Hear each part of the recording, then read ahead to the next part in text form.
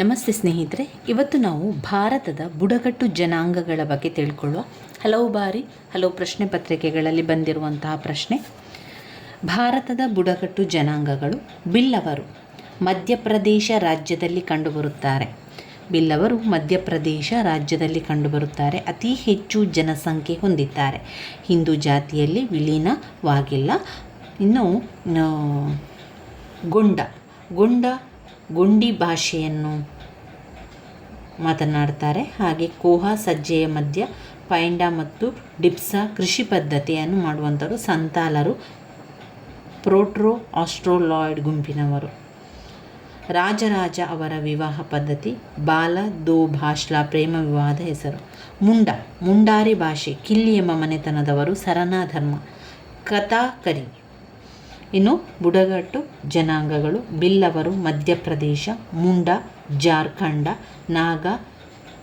ನಾಗಾಲ್ಯಾಂಡ್, ಕಮೋರ್ ಮಧ್ಯಪ್ರದೇಶ, ಸೋಲಿಗರು ಸಿದ್ದಿ, ಗೊಂದಲಿಗರು ಕರ್ನಾಟಕ, ಕ್ಯಾಸಿ ಮತ್ತು ಗ್ಯಾರೋ ಮೇಘಾಲಯ, ಬಡಗ ತಮಿಳುನಾಡು, ಜೈಮಲ್ ತ್ರಿಪುರ, ದಾಫ್ಲಾ ಆಂಧ್ರಪ್ರದೇಶ, ಗುಜ್ಜರ, ಬಾಕರವಾಲ ಜಮ್ಮು ಕಾಶ್ಮೀರ, ಮುರಿಯಾ ಛತ್ತೀಸ್ಗಢ, ಗಡ್ಡಿ ಹಿಮಾಚಲ ಪ್ರದೇಶ್, ಮೈನಾ ಸಹರಿಯಾ ರಾಜಸ್ಥಾನ್, ಥಾರು ಉತ್ತರಾಂಚಲ, ಅಬೋರ್ಸ್ ಅಸ್ಸಾಂ, ಅಜೀನ್ಸ್ ಬಾಕರ್ವಾಲು ಜಮ್ಮು ಕಾಶ್ಮೀರ, ಬೇಗಾ ಕಂಜಾರ ಮಧ್ಯಪ್ರದೇಶ, ಬಂಜಾರ ಬೋಬಾಲಿಯಾ ಉತ್ತರ ಪ್ರದೇಶ, ಲಿಂಬು ಸಿಕ್ಕಿಂ, ಆಕಾ ಅರುಣಾಚಲ ಪ್ರದೇಶ, ದಿಮಾಸಾ ಅಸ್ಸಾಂ, ಮಾಲ್ಲಾ ಒರಿಸ್ಸಾ, ಗೊಂಡರು ಮಧ್ಯಪ್ರದೇಶ, ನಿಶಿ ಅರುಣಾಚಲ ಪ್ರದೇಶ, ಮಾಪಿಳ್ಳೆ ಕೇರಳ.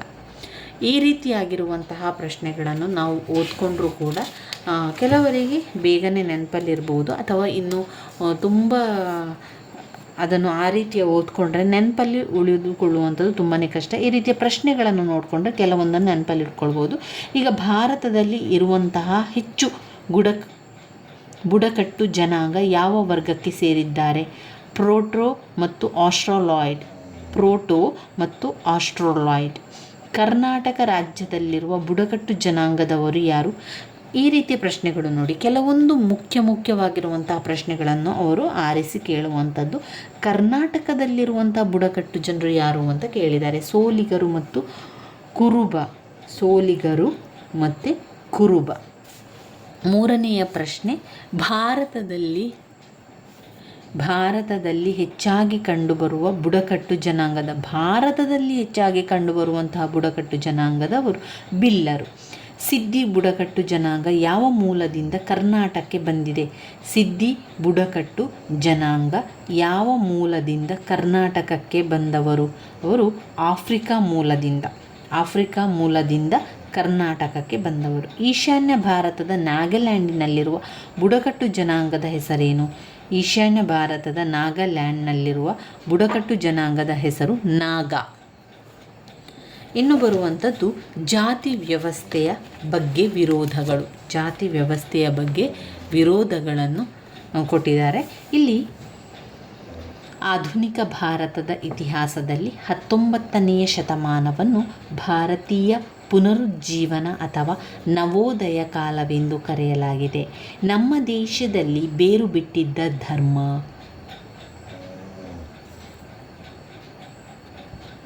ಮೂಢನಂಬಿಕೆ, ಬೂಟಾಟಿಕೆ, ಲಿಂಗ ತಾರತಮ್ಯ, ಸ್ತ್ರೀಯರ ಶೋಷಣೆ ಇವೇ ಮುಂತಾದವುಗಳನ್ನು ಹೋಗಲಾಡಿಸಲು ಹಲವು ಹುಟ್ಟಿಕೊಂಡರು. ಮೂಢನಂಬಿಕೆಯು ವಿಜ್ಞಾನಕ್ಕೆ ದಾರಿ ಮಾಡಿಕೊಟ್ಟಿತು. ಈ ಹಿನ್ನೆಲೆಯಲ್ಲಿ ರಾಜಾರಾಮ್ ಮೋಹನ ರಾಯರು, Swami Dayananda Saraswati, Mahadeva Govinda Ranade, Jyotiba Phule, Swami Vivekananda, Annie Besant, sir Syed Ahmad Khan ಮುಂತಾದವರು ಭಾರತದ ಸಾಮಾಜಿಕ ಮತ್ತು ಧಾರ್ಮಿಕ ಪುನರುತ್ಥಾನಕ್ಕೆ ಶ್ರಮಿಸಿದರು. ಇನ್ನು ರಾಜಾರಾಮ್ ಮೋಹನ್ ರಾಯ್ ಅವರು ಆಧುನಿಕ ಸಮಾಜದ ಸುಧಾರಣಾ ಚಳುವಳಿಯ ಪ್ರಾತಃಕಾಲದ ತಾರೆ.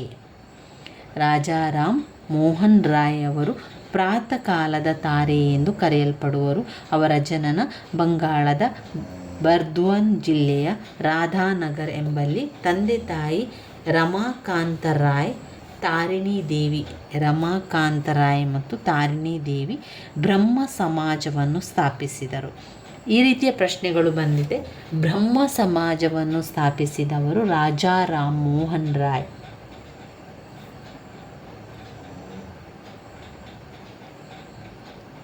ಅಲ್ಲದೆ ಅವರಿಗೆ ಅನೇಕ ಬಿರುದುಗಳು ಬಂದಿದೆ.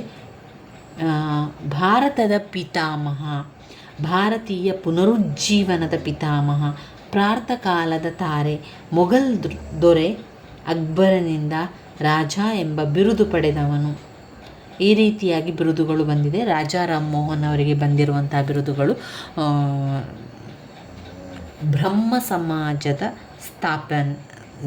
ಸಮಾಜದ ಸ್ಥಾಪಕ, ಭಾರತದ ಪಿತಾಮಹ, ಭಾರತೀಯ ಪುನರುಜ್ಜೀವನದ ಪಿತಾಮಹ, ಪ್ರಾತಃಕಾಲದ ತಾರೆ, ಮೊಘಲ್ ದೊರೆ ಅಕ್ಬರನಿಂದ ರಾಜ ಎಂಬ ಬಿರುದುಗಳು ಪಡೆದನು. ಈ ರೀತಿಯಾಗಿ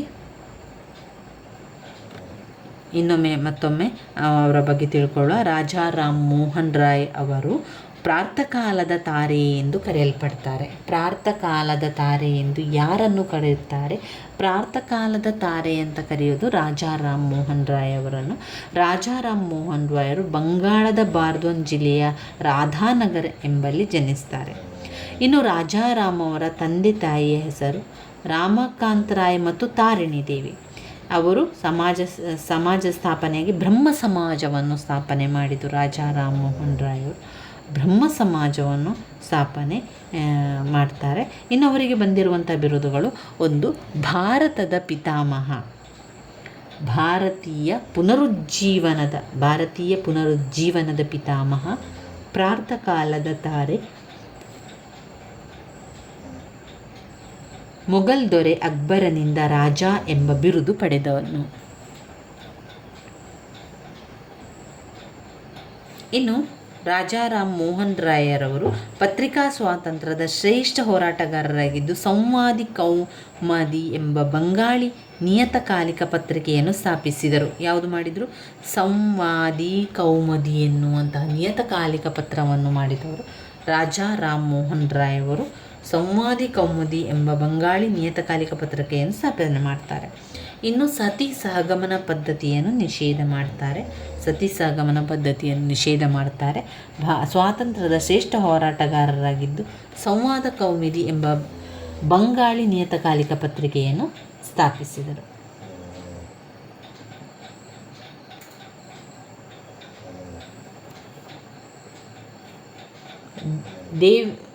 ದೇವೇಂದ್ರನಾಥ ಠಾಗೂರ್ ಅವರು ಕಲ್ಕತ್ತಾದಲ್ಲಿದ್ದಾರೆ. ಇನ್ನೊಬ್ಬರು ಒಂದು ದಯಾನಂದ ಸರಸ್ವತಿಯವರು ಮುಖ್ಯವಾಗಿ ವೇದಗಳಿಗೆ ಹಿಂದಿರುಗಿ ಎಂಬ ಘೋಷಣೆಯನ್ನು ಮಾಡ್ತಾರೆ. ಇವರ ಪ್ರಕಾರ ವೇದಗಳ ಕಾಲದ ಸಮಾಜವು ಪರಿಶುದ್ಧ ಮತ್ತು ಪವಿತ್ರವೂ ಕೂಡ ಆಗಿರುತ್ತದೆ. ಇನ್ನು ಇಲ್ಲಿ ದಯಾನಂದ ಸರಸ್ವತಿಯ ಗುರುಗಳು ಸ್ವಾಮಿ ವಿರಾಜಾನಂದ ಬಿರುದು ಮಹರ್ಷಿ. ಸಮಾಜ ಸ್ಥಾಪನೆ 1875 ಏಪ್ರಿಲ್ 10ರಂದು ಮುಂಬಯಿಯಲ್ಲಿ ಆರ್ಯ ಸಮಾಜವನ್ನು ಸ್ಥಾಪನೆ ಮಾಡ್ತಾರೆ.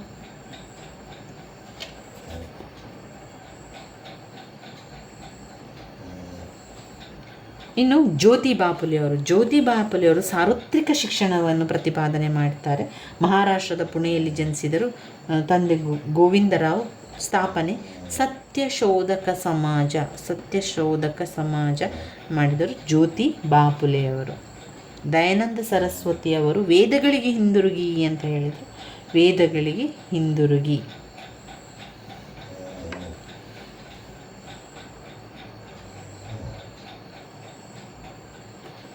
ಸತ್ಯಶೋಧಕ ಸಮಾಜವನ್ನು ಸ್ಥಾಪನೆ ಮಾಡಿದವರು ಜ್ಯೋತಿ ಬಾಪುಲೆಯವರು. ಮಹಾತ್ಮ, ಭಾರತೀಯ ಸಾಮಾಜಿಕ ಕ್ರಾಂತಿ ಪಿತಾಮಹ, ಅಸ್ಪೃಶ್ಯತೆ ವಿರುದ್ಧ ಹೋರಾಡಿದ ಮಹಾತ್ಮ. ಜಾತಿ ವ್ಯವಸ್ಥೆಯಲ್ಲಿ ನಾವು ನೋಡಿದರೆ. ಇನ್ನು ಶಿವಾಜಿ ಜೀವನ ಅವರದೊಂದು ಕೃತಿ. ಬಾಲ್ಯ ವಿವಾಹ, ವಿಧವೆಯರ ಶೋಷಣೆ ವಿರುದ್ಧ ಸಮರವನ್ನು ಕೂಡ ಹೂಡಿದರು. ಸ್ತ್ರೀ ಸಮಾನತೆ ಪ್ರತಿಪಾದಿಸಿದರು. ಬಾಲಕಿಯರ ಶಿಕ್ಷಣಕ್ಕೆ ಶಾಲೆಯನ್ನು ಪುಣೆಯಲ್ಲಿ ತೆರೆದರು. ಬಾಲ್ಯ ವಿವಾಹ ವಿಧವೆಯರ ಶೋಷಣೆ ವಿರುದ್ಧ ದೂರು ಹೂಡಿದರು. ಇನ್ನು ಸ್ವಾಮಿ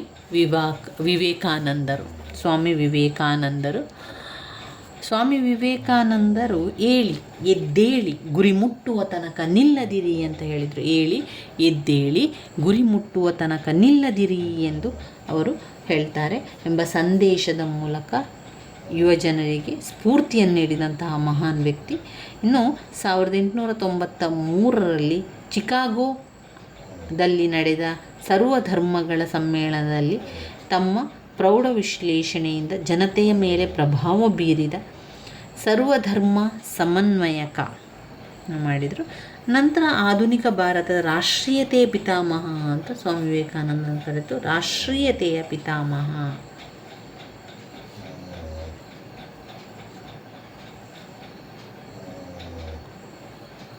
ಸ್ವಾಮಿ ವಿವೇಕಾನಂದರು ತಮ್ಮ ಆಧ್ಯಾತ್ಮಿಕ ಗುರುಗಳಾದಂಥ ರಾಮಕೃಷ್ಣ ಪರಮಹಂಸರಲ್ಲಿ ಜ್ಞಾಪಕಾರ್ಥವಾಗಿ ರಾಮಕೃಷ್ಣ ಮಿಷನ್ ಎನ್ನುವ ಸೇವಾ ಸಂಸ್ಥೆಯನ್ನು ಸ್ಥಾಪಿಸಿದರು.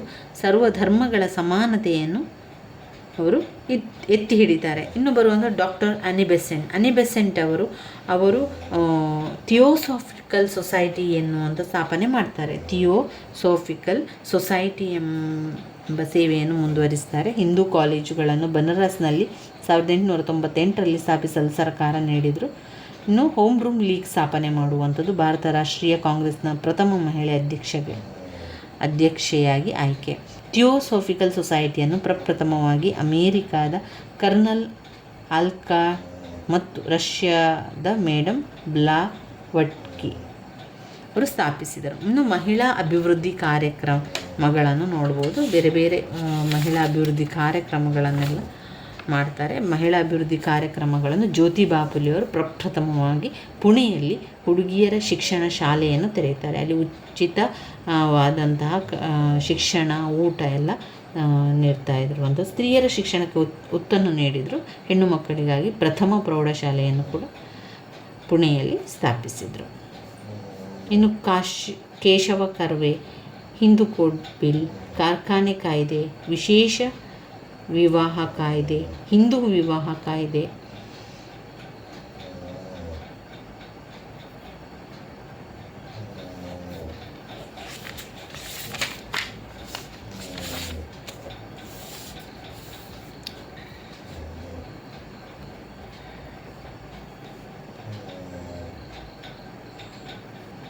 ಇವಿಷ್ಟು ಆದ ನಂತರ ನಾವು ಸ್ವಲ್ಪ ಪ್ರಶ್ನೆಗಳು ನೋಡಿ.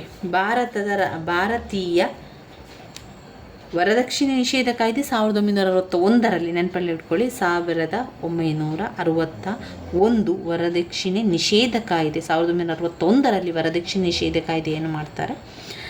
ನಂತರ ಇಲ್ಲಿ ಭಾರತೀಯ ಪುನರುಜ್ಜೀವನದ ಪಿತಾಮಹ ಅಂತ ಕರೆದು ರಾಜಾರಾಮ್ ಮೋಹನ್ ರಾಯ್ ಅವರನ್ನು. ರಾಜಾರಾಮ್ ಮೋಹನ್ ರಾಯ್ ಅವರು 1828ರಲ್ಲಿ ಸ್ಥಾಪಿಸಿದಂತಹ ಸಮಾಜ ಬ್ರಹ್ಮ ಸಮಾಜ. ಸಂವಾದಿ ಕೌಮುದಿ ಎಂಬ ಬಂಗಾಳಿ ಪತ್ರಿಕೆಯನ್ನು ಹೊರಡಿಸಿದವರು ರಾಜಾರಾಮ್ ಮೋಹನ್ ರಾಯ್ ಅವರು. ರಾಜಾರಾಮ್ ಮೋಹನ್ ರಾಯ್ ಅವರು ಸಂವಾದಿ ಕೌಮುದಿ ಎನ್ನುವಂಥ ಬಂಗಾಳಿ ಪತ್ರಿಕೆಯನ್ನು ಹೊರಡಿಸಿದರು. ಸಂವಾದಿ ಕೌಮುದಿ. ಸತಿ ಸಹಗಮನ ಪದ್ಧತಿಯನ್ನು ನಿಲ್ಲಿಸಲು ಸಹಕರಿಸಿದ ಗವರ್ನರ್ ಜನರಲ್ ಯಾರು? ವಿಲಿಯಂ ಬೆಂಟಿಂಗ್ ಸತಿ ಸಹಗಮನ ಪದ್ಧತಿಯನ್ನು ನಿಲ್ಲಿಸಲು ಬಂದರು. 1839ರಲ್ಲಿ ತತ್ವಬೋಧಿತ ಸಭಾವೆಂಬ ಸಾಂಸ್ಕೃತಿಕ ಸಂಘವನ್ನು ಸ್ಥಾಪನೆ ಮಾಡಿದವರು ದೇವೇಂದ್ರನಾಥ್ ಟ್ಯಾಗೋರ್ ಅವರು. ತತ್ವಬೋಧಿತ ಸಭಾವೆಂಬ ಸಾಂಸ್ಕೃತಿಕ ಸಂಘವನ್ನು ಸ್ಥಾಪಿಸಿದರು. ಇನ್ನು ರಾಜಾರಾಮ್ ಮೋಹನ್ ರಾಯ್ ಈಸ್ಟ್ ಇಂಡಿಯಾ ಕಂಪನಿಗೆ ಸೇರಿದ ವರ್ಷ 1805ರಲ್ಲಿ ಸೇರ್ತಾರೆ. ಇನ್ನು ಏಕದೇವೋಪಾಸಕರಿಗೆ ಒಂದು ಕೊಡುಗೆ ಈ ಗ್ರಂಥಕರ್ತ ರಾಜಾರಾಮ್ ಮೋಹನ್ ರಾಯ್ ಅವರು ಏಕದೇವೋಪಾಸಕರಿಗೆ ಒಂದು ಕೊಡುಗೆಯನ್ನು ಕೊಟ್ಟಿದ್ದಾರೆ. ರಾಜಾರಾಮ್ ಮೋಹನ್ ರಾಯ್ ವೇದಗಳಿಗೆ ಹಿಂದಿರುಗಿ ಎನ್ನುವ ಘೋಷಣೆಯನ್ನು ಮಾಡಿದರು.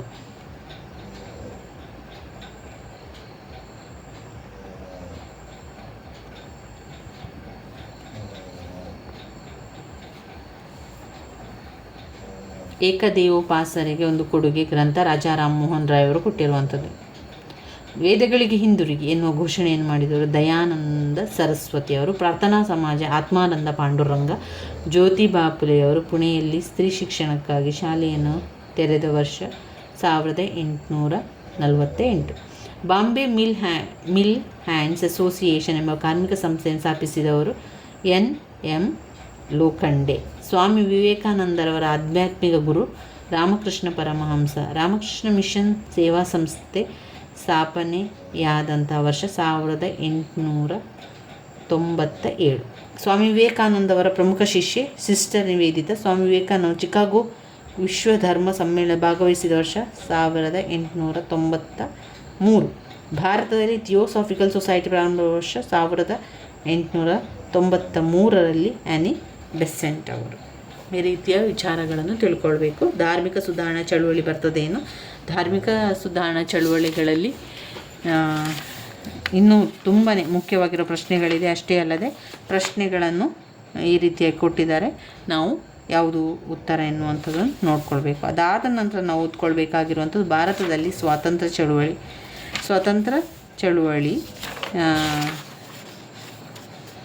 ನೋಡ್ಕೊಳ್ಬೇಕು. ನಾವು ಮುಂದಿನ ವಿಡಿಯೋದಲ್ಲಿ ಧಾರ್ಮಿಕ ಸುಧಾರಣಾ ಚಳುವಳಿಗಳ ಬಗ್ಗೆ ತಿಳ್ಕೊಳ್ಳುವ. ನನ್ನ ವಿಡಿಯೋಸ್ ಎಲ್ಲ ನಿಮಗೆ ಇಷ್ಟ ಆಗಿದ್ದರೆ ಲೈಕ್ ಕೊಡಿ, ಶೇರ್ ಮಾಡಿ, ಸಬ್ಸ್ಕ್ರೈಬ್ ಮಾಡಲಿಕ್ಕೆ ಮರಿಬೇಡಿ. ಧನ್ಯವಾದಗಳು.